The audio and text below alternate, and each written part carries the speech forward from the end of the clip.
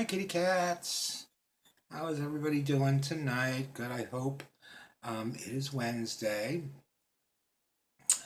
How was everybody's weekend? I hope very good. Um, we had snow here, like predicted, um, and we got about um, 5 or 6 inches here in Allentown, in the Northeast. And it actually was very pretty.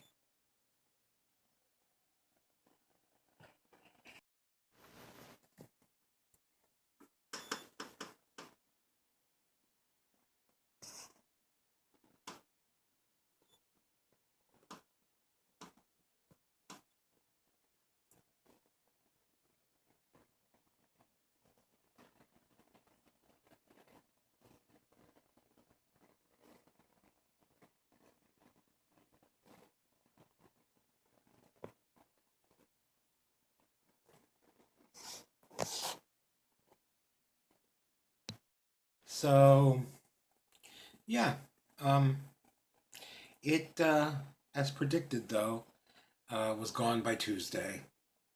Um, yesterday, yesterday was in the 60s. Monday was in the 50s. Tuesday was in the 60s. Today was in the 70s. And not that I got to really enjoy any of it because I didn't leave the house, but I actually have a doctor's appointment tomorrow, so I got to go out. And of course, tomorrow it's going to be 40 degrees. Just my luck, right? Um, but anyway, it is Wednesday story time, and um, I'm going to tell you the story today about how we got Khan. And Khan is the big black kitty, and he's my oldest right now. Um, After Tony moved in with me, and we lived together for, I don't know, maybe a year. Um, I had a cat when Tony moved in, and my cat's name was Squeak. And Squeak was a little Turkish van, um, white and caramel color, and she was very, very pretty.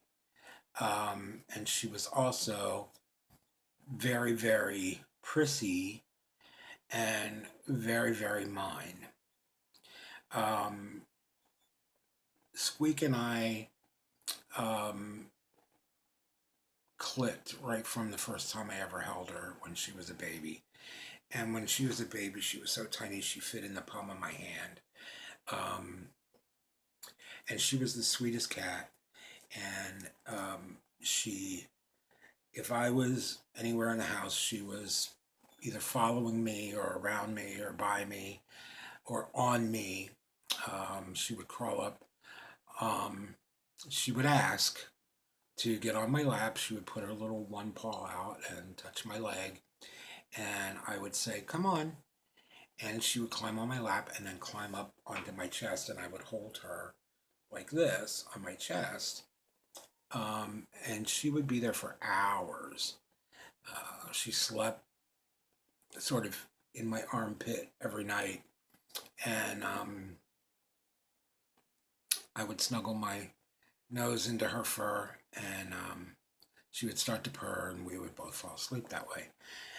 She was always there in the morning in the same place um, when I woke up, and she was just a really good kitty. She eventually became incontinent, and we took her to the vet. The vet at first thought it was kidney failure, or I'm sorry, thought it was um, like a urinary tract infection. It ended up being kidney failure. Um, so I had to put her down. Um, it was extremely hard for me, and it was the first time I ever saw Tony cry. Um, because during the course of living together, Squeak became very fond of Tony, and vice versa. Um, at any rate, that was just a little backstory. Um, about a year after Tony moved in, he said, I miss having a pet. I miss having an animal that's my very own. He had a Chihuahua when he lived with his parents, Muncha, and he couldn't bring Muncha to the apartment. Um, so he missed that, and Muncha was very much like Squeak was with Tony. Um, Muncha was with Tony, the way Squeak was with me, and so he missed that very much. In the meantime, there was this crazy, big, huge gray cat um, outside that um, was somehow hanging around our front door, and Tony would come pick me up from work at 9:30, and we'd get home, and this big gray cat was sitting on our apartment steps waiting for us to get home. And we'd go up the steps and open the door, and he would just walk right in. Um, he was a great cat, huge, huge gray cat. We named him Grayson. I already had a stray cat that took over my back porch as her um, base of operation, and she was a big gray cat too, and we named her Gracie, and Grayson. So he came in every night, and um, Squeak was none too happy about it, but Grayson just smacked Squeak upside the head and knocked her down. He was so big. Um, so she kind of left him alone. Um, but he was a very cuddly cat, and he, would jump up on Tony's lap, and Tony would hold him and play with him, and um, Tony became very fond of him. We didn't see Grayson then. He kind of disappeared, and I was worried that somebody may have either picked him up or poisoned him, because the last time he was in our house, I said to Tony, tomorrow night when he comes in, I'm not going to let him back out. He would go up to the door. When he was ready, he'd go up to the door and cry to get out, and I would let him out. He wasn't my cat at that point. But I said, the next time he comes in, we're going to keep him. And then we never saw him again. So I was really worried, somebody either picked him up or poisoned him or whatever, because, I knew that if any of the other neighbors opened their doors, he would run in. That's the way he was. And I was sure that he was becoming an annoyance. And it wasn't until a couple weeks later that my upstairs neighbor was outside when we were outside, and I said to her, have you seen a big gray cat? Well, she proceeded to go on to tell me that,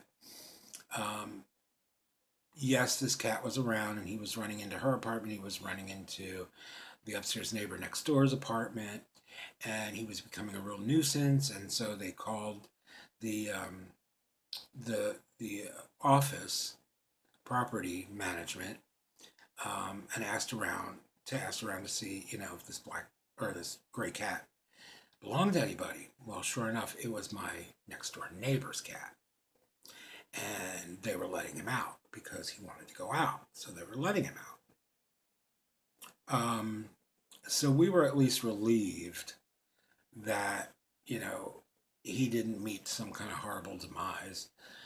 But we were sad that he was our neighbor's cat. And we even offered the neighbor, um, you know, if you ever want to get rid of this cat, we'll take him because, you know, he's been in our apartment. We really fell in love with him. And, you know, if you ever want to get rid of him, um,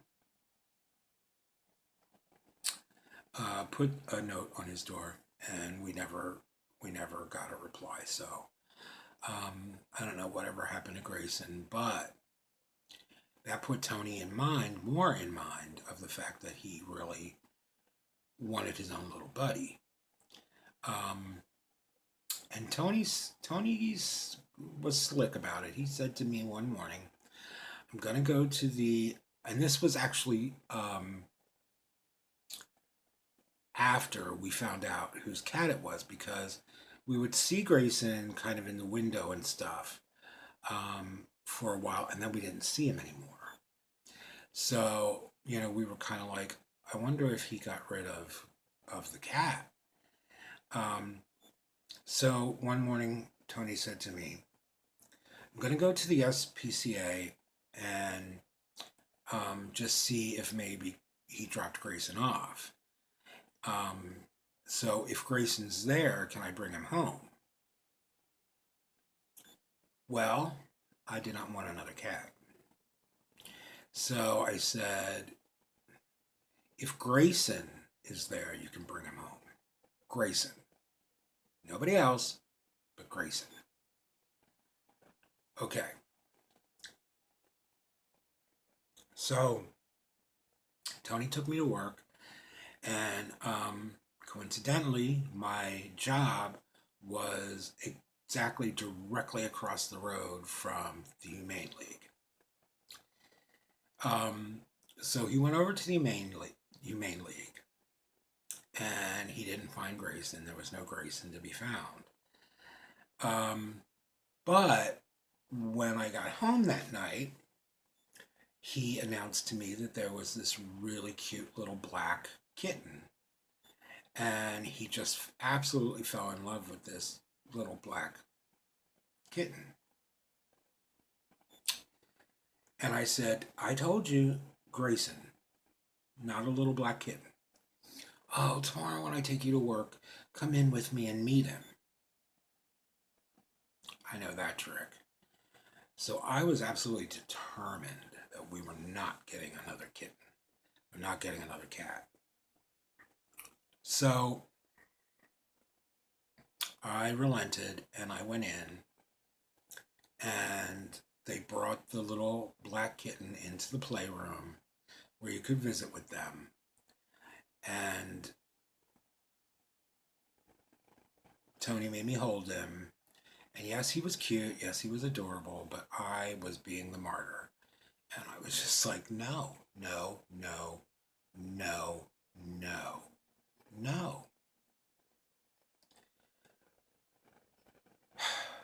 So we left, and Tony took me to work across the street. So I went in and I said to the girls that I work with, "I just came from the Humane League. Tony wants to get a kitten." And all the girls I worked with were like, "Don't do it. Don't do it. Don't do it. You already have Squeak. Don't get another cat."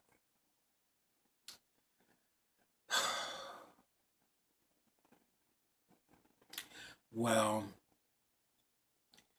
thinking about the way Tony and Con, whose name at the time, by the way, was Fargo. Fargo. Okay. Um, Thinking about how Tony and the kitten interacted and um, were really attached already. I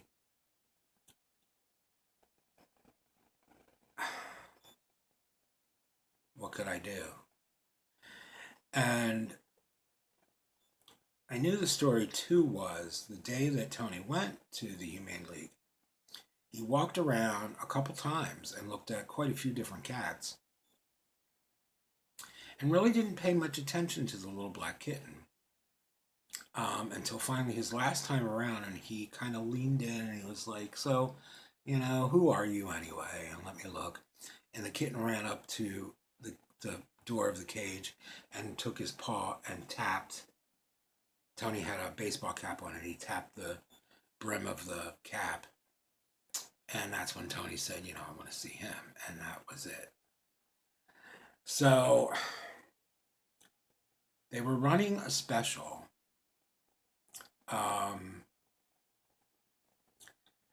And you could get the adoption fee waived if you had a Harry Potter movie ticket stub. And I forget which Harry Potter movie it was that had just come out, but Tony hadn't gone to see it yet. And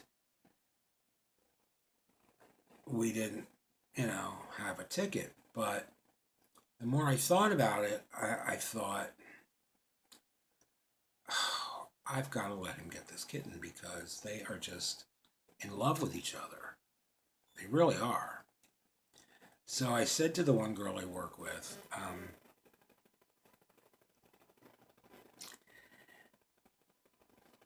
how long do you think I should wait before I tell Tony to go get the cat?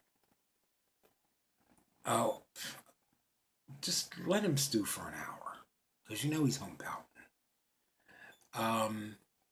And the more I thought about it, I thought, he's really the only kitten they had. It's a Saturday, and they're busy. I better not wait. So I texted Tony, I guess, and told him to go pick up the little effer. And he was over the moon. So he was going to run out to the theater and buy a ticket for Harry Potter so he could have the stub and just use the stub for the adoption fee. But my friend at work that I asked, how long should I wait? When I said to her, I texted him and told him to go pick up the little effer. And he's going to go and get a ticket stub for Harry Potter because it's a free adoption fee with a ticket stub. And she said, oh my God, my husband and I just went last night to see Harry Potter, and I've got the ticket stub in my wallet. And Tony is more than welcome to use it. So I texted him and I said, Carissa has a Harry Potter ticket stub. I think he was in front of that jewelry store. I don't even think I blinked. And he was in front of that jewelry store running in to pick up that ticket stub. So he went in, and the girls at the desk recognized him, and one girl said, are you here to adopt Fargo? And Tony said yes. So she was like, okay, wait here. And she ran back to the cages and opened the cage and started taking the kitten out of the cage. Well, there was a family standing there, and they were like, whoa, wait a minute. What are you doing? And the lady said, this cat's been adopted. No, we want him. We were just about to come up and tell you that we wanted him. I'm sorry, he's spoken for. If I had waited that hour and played the martyr, if I had waited 5 more minutes playing the martyr, that cat would have been gone. And Tony would have been so heartbroken. And pretty furious at me, I think, for playing a stupid game and playing the martyr. And, being like, no, I don't want another cat. Okay, go get the cat. And then the cat was gone. He would have been furious. So, um, but I came home that night from work and there was the kitten. And Squeak, of course, was none too happy. Now, Squeak at that point was probably 10, 9 or 10. She lived until she was 13. Um, and Squeak wanted nothing to do with the kitten, but all the kitten wanted to do was play with Squeak, like, oh, there's another cat. And um, Squeak would come out of the bedroom and traverse the living room very cautiously, very slow, and very cautiously. And out of nowhere, here would come Khan, um, leaping in to jump on her to play, and she would run.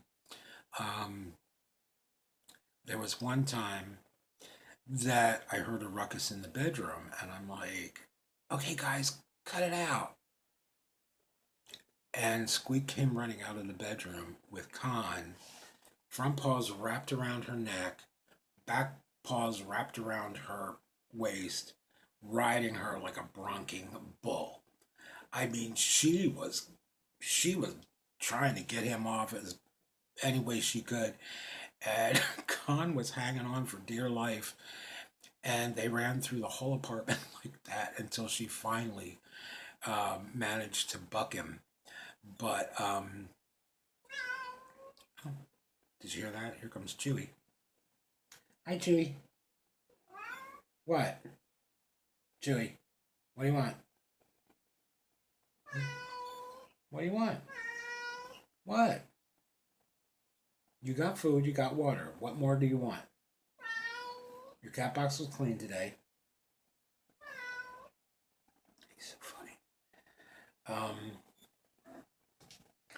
At any rate, so um, eventually, Khan and Squeak, um, Khan just never let Squeak alone, and she would always very um, cautiously go through the apartment. Um, but eventually, they started sleeping on the same couch, one on one end, one on the other end. They kept getting closer and closer and closer till finally they were, sleeping side by side. So I don't think Squeak ever really got used to Khan, or maybe she never really got to like Khan, but she got used to him.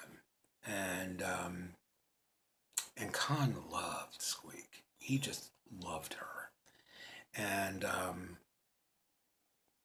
the day we came home from the vet and we didn't, um, she was gone, and we brought the carrying case home, and Khan saw the carrying case come in the house, and he got very excited. Squeak's home, Squeak's home.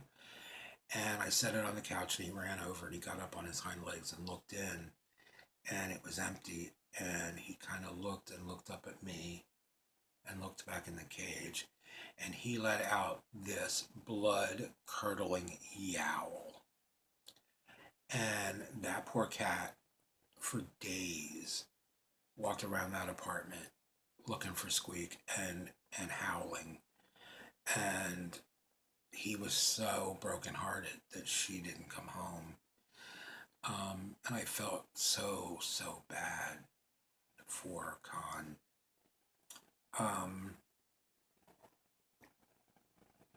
Now, at first, when Khan was a kitten, Khan was a terror, an absolute terror.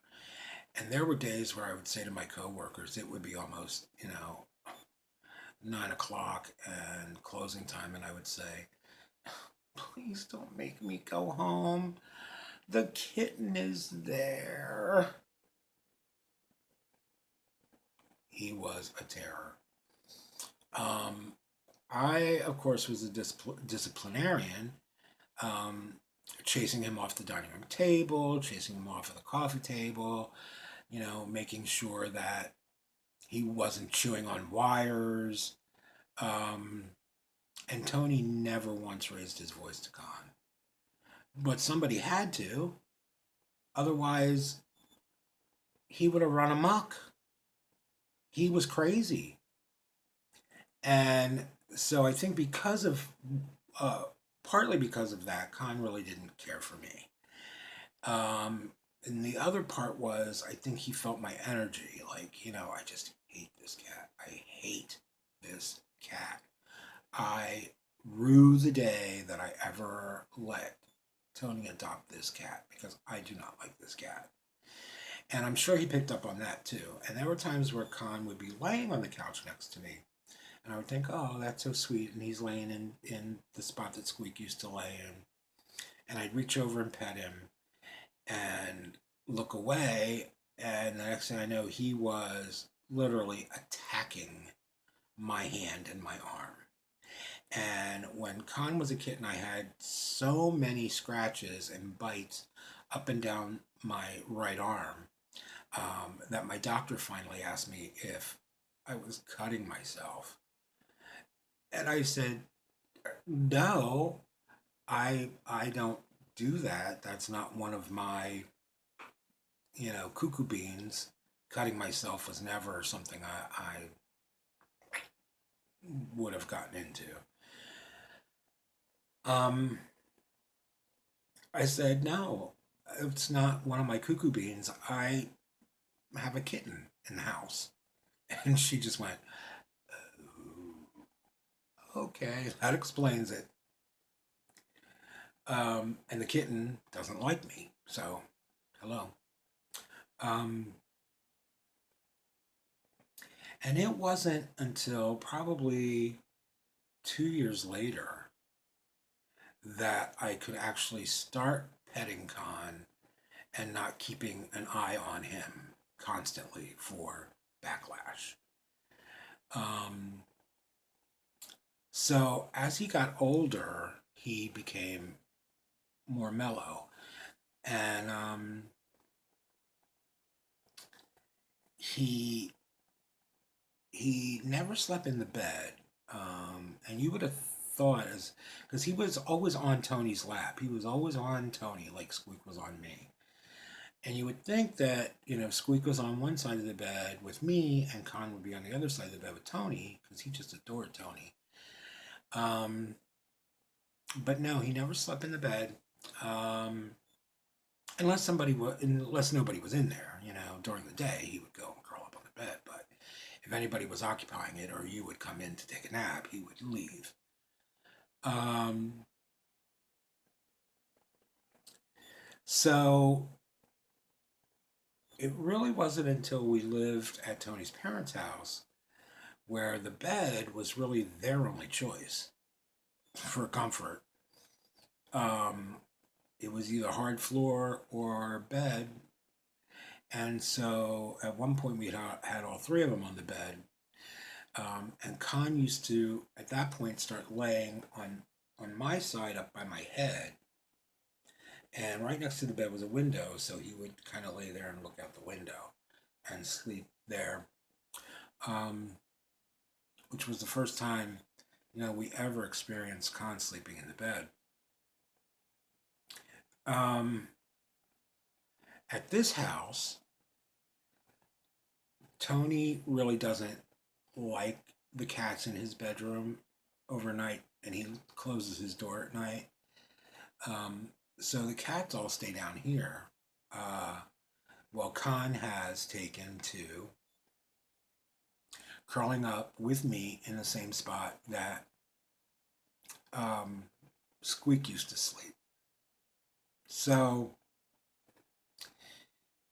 it's really sweet. He'll plaster up against me, and I'll start petting him, and then he rolls on his back, and he wants his chest rubbed, and he puts his one arm up, and we go, armpit scritchies, and he's really become the sweetest cat. I think one of the sweetest cats I've ever had. He's a such a good boy. Um, Khan Khan actually thinks he's the alpha cat, and in some ways he is. But I really think that title goes to Chewie. Um, Chewie has definitely flexed his muscles as Alpha Cat. Um, and one of these story times, I'll tell you how we got Chewie and Mia. They're pretty good stories as well. Um, but Khan, yeah, Khan has become just the best cat. He's so sweet, and I think somehow Tony and I have switched cats. Um, Chewy has become a huge daddy's boy and really wants to be with and on top of Tony all the time. Um, and Khan has kind of become a mommy's boy. A mommy. So um, it's kind of bizarre. It's kind of bizarre having Khan um, be so sweet with me. Uh, but I don't know. I mean, again, I'm home all day long with them. Um, I allow them in my bed. Um, my bedroom door is always open, and so I allow them in my bed. And Khan has really taken to sleeping with someone, and since Daddy's door upstairs is always closed and Mommy's door is always open, and Mommy welcomes me into the bed and pets me and gives me attention, um, that's where I'm going to sleep. So, happy ending to a long story. Sorry about that. But yeah, it's a real happy ending with Khan. Um, he's my favorite. I guess you couldn't tell by all the black cat stuff. I don't know. Maybe I should get some gray striped cat stuff and some Siamese cat stuff so they don't feel bad. Oh, come on. They know he's my favorite. And he knows he's my favorite. And you see our logo on this channel is usually always a black cat. And that's Khan. So I wish Khan was in here so that we could say hi to him. But he's not currently in here. But I hear Chewy's mouth again. Chewy's big mouth. At any rate, that is my story, and I'm sticking to it. So in the meantime, you guys have a great rest of your week. I will see you guys on Friday for a wish haul, and I might be back on before then. I'm not sure. I do have a little quick craft that I dug out of the craft box that I want to do with you. So we'll see when I can fit that in. I don't know that I can make it tomorrow because tomorrow's my doctor's appointment, but I'll get to it, and we'll have a little craft, a little quick. It's just a quick little craft. We can do in probably 10 minutes. So we're going to do that here one day this week or early next week. At any rate, guys, stay happy, stay healthy, stay safe. Don't get fleas. And I will see you later.